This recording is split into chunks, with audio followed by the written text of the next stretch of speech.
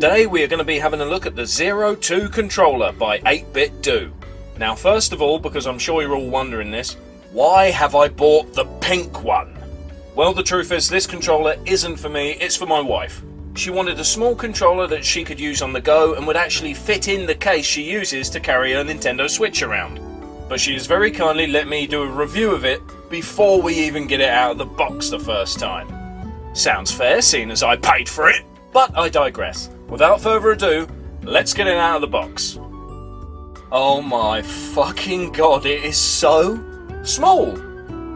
I won't lie, I didn't really look at the dimensions that were listed on the website, but regardless, although I knew it was going to be small, I didn't realise it was going to be this small.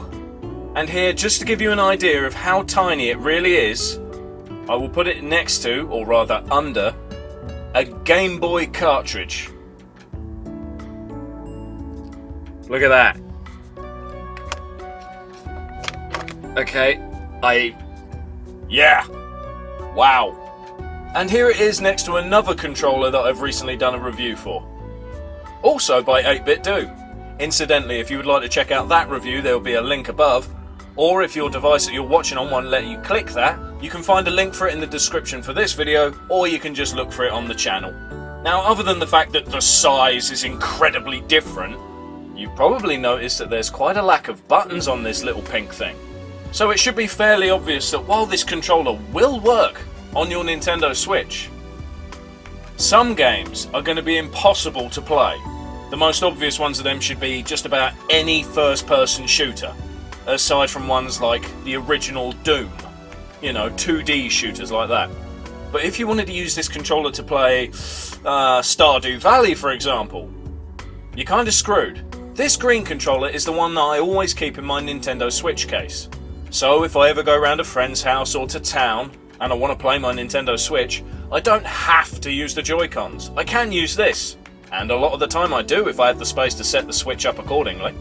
And that made my wife want a controller of her own.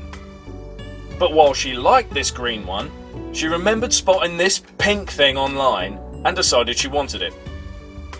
Luckily for me, it was fairly cheap.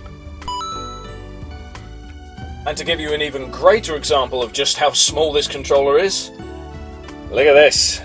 This is me holding it. I mean, it's just, wow. Really? Wow. Inside the box, and it also came with this strap. It's not bad the way that you can loop this through this hole, but one thing I don't like is this is rubber. It's not rope like you would, well, traditionally use. So yeah, this is just destined to break. It just is. That's quite simple. I consider this thing to be useless. Good idea, but not a good idea to make it from rubber. Now, as we have a really good close look at the controller, you can see that the select button has got a sort of Pac-Man face going on. I don't know why, but I really like that. All of the buttons feel very responsive.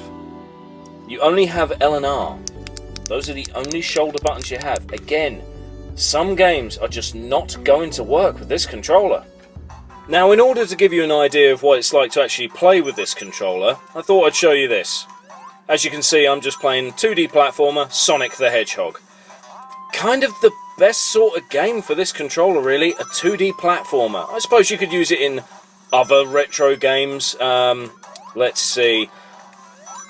Columns, maybe some Tetris type games, Puyo Puyo, you know, that sort of thing. But if you wanted to play any 3D games, modern games, I think you're screwed. Like if you wanted to play the latest Pokemon games, Shield and Sword, yeah, you're fucked. I don't see how you're going to do it. So this controller really is aimed at a certain sort of market. It's not good for every gamer. Also, I feel I should mention, if you're anything like me, and your hands are as big as spades, then, yeah, this thing's going to piss you off. I'm really struggling to do simple tasks with the bloody thing. It's good, it's decent, I can see how it'd be really useful if you're the type of person that just doesn't have space in their Nintendo Switch case.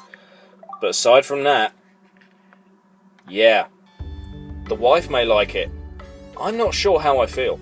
That was the 02 by 8BitDo.